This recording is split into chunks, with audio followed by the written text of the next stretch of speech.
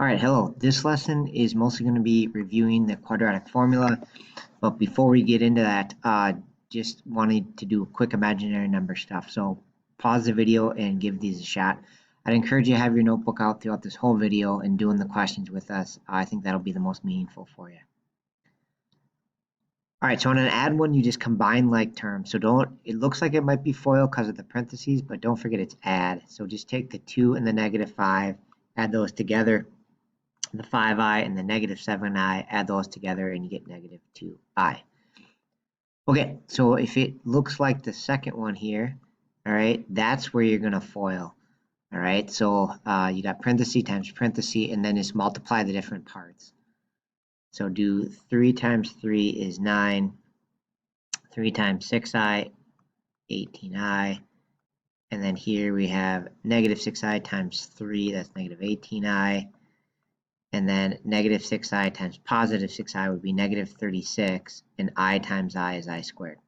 Okay, so now we're going to clean this up, and because these are conjugates, where everything's the same except one's a minus, one's a plus, it cleans up nice and pretty. Like these middle ones cancel out, +18, -18. So we just have 9, and then anytime you have I squared on these questions, you just got to replace that with a -1. So this back part is -36 times -1. Which becomes a plus. Not sure why I can't write right there. There you go, plus 36. And then add them together, and that would be 45. Okay, so on a divide one, basically you want to get rid of I in the denominator. So it's not really division, it's just get rid of the I. So here we got to figure out what do we multiply the top and bottom by to wipe out I. And so the trick is I squared becomes a -1. So here we want to take it times I on top and bottom. It's like multiplying by 1, because in the bottom we get 4i squared, which this then becomes -4, which is what we want.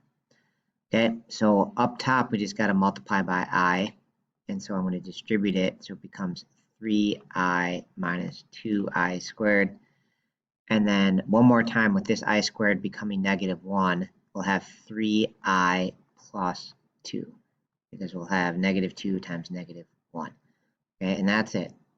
Cleans up as much as we can, and we've got rid of I in the denominator.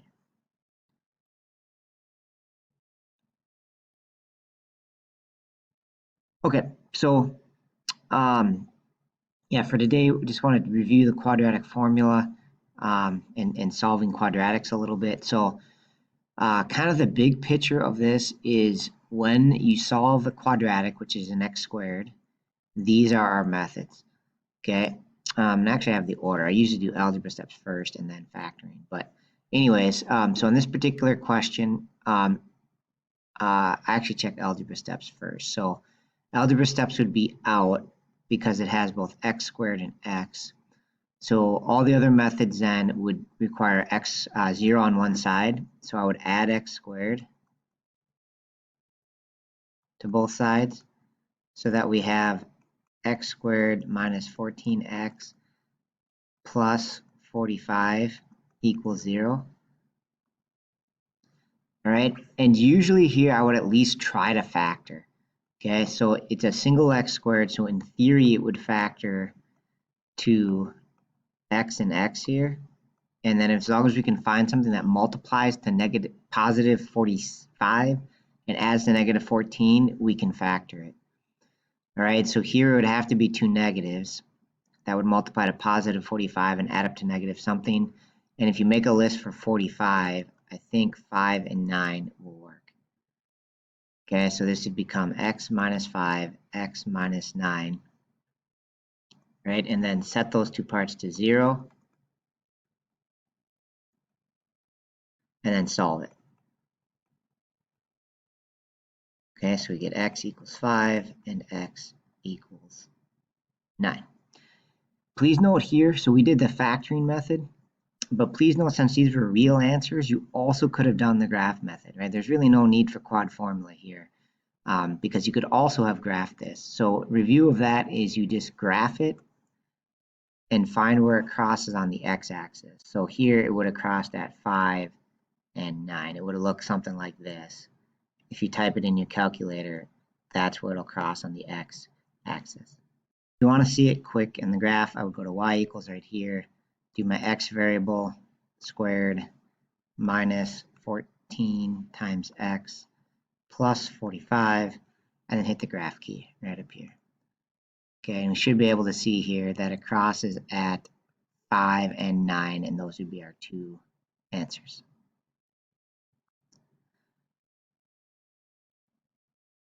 Okay, let's take a look at this one. So same thing, I would start with the algebra steps, but it's not going to work because we have x squared and x.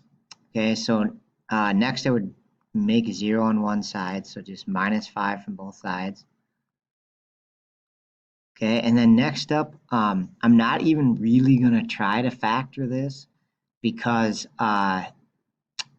it has a leading coefficient up here, right? So if there's not a 1 here, I'm not even really going to try factoring. Graphing, we could type it in real quick and see what happens.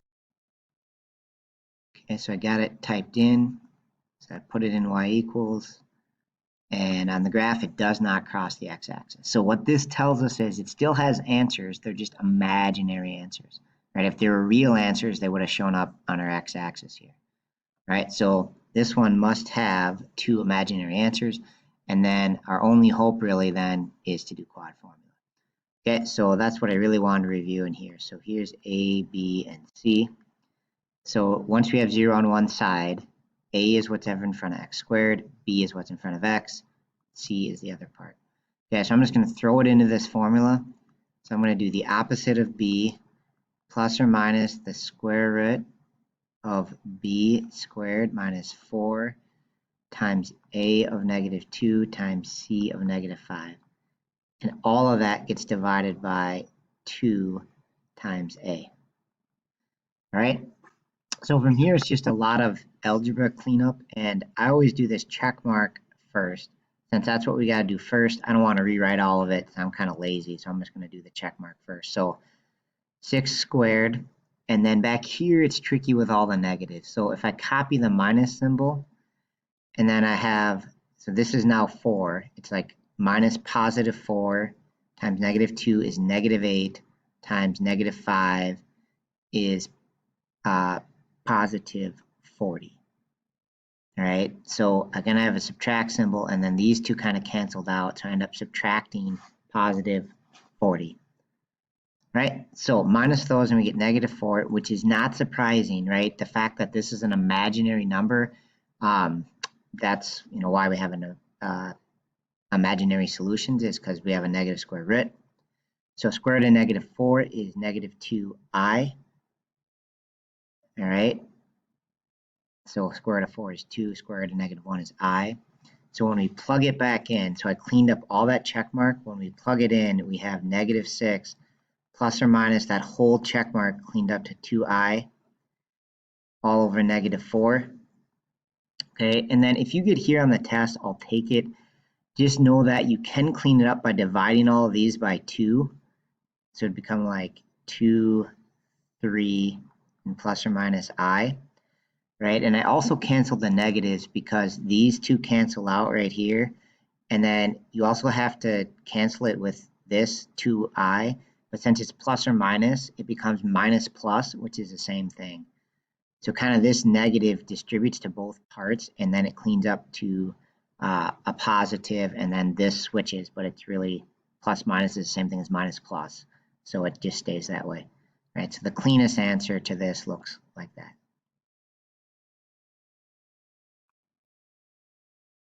Okay, last one. Okay, so I just made a note to myself here because basically you can factor this one, but I wanted to practice the quad formula one more time. And actually I realized that one is really similar to this one. It's actually the same question. So I'm going to change the numbers here quick, but this would be a good one. I just want you to practice the quad formula one more time and see what happens when you get like real answers. Instead of imaginary. So even though you could do it with some of these other methods, let's practice the quad formula one more time. Okay, so I changed the question. So sorry, try this one because I messed it up. It was too much like the other one. Sorry about that. But let's do our quad formula, all right? Even though I think this one factors, but let's try it just with quad formula. So A is 1, B is 12, and C is 32. So into our formula, we're going to go opposite of B, plus or minus, make a big square root, B squared, 12 squared minus 4 times A times C, and divide it all by 2A, so 2 times 1. Okay, so we'll do the check mark on the side again, because that's what we have to do first. So 12 squared is 144, and then we're going to be minusing a positive number. So all this is positive, so we're going to minus positive. 1 times 4 is 4, 4 times 32 would be 128, I believe. Okay, and then we subtract those, and that should be, let's see, I think that's 16, positive 16.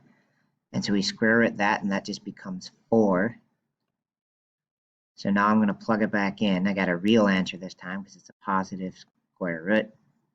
So our answers are going to be negative 12 plus or minus that whole check mark cleaned up to 4, all divided by 2. Okay, and then from here, this I usually split it into 2 right away, but since this 2 divides evenly, I'm going to rewrite this as negative 6 plus or minus 2. All right, and then our two answers, since these came out perfectly, I'm not going to do simplest radical form, kind of like we did on this one. We left it in simplest radical form.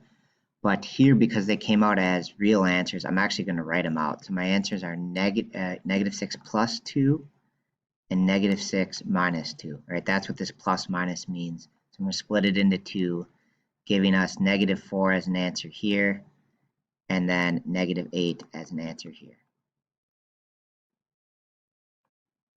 All right, so just to be clear about our quad formula here, right? Like sometimes you get real answers, and especially if the root comes out perfect like this, find the answers, right? If you get imaginary or it's not a perfect square root or whatever, then practice simplest radical form. So you just like we did on that simplest radical form worksheet, clean up your radical and then write your answer with a plus minus, sort of like this.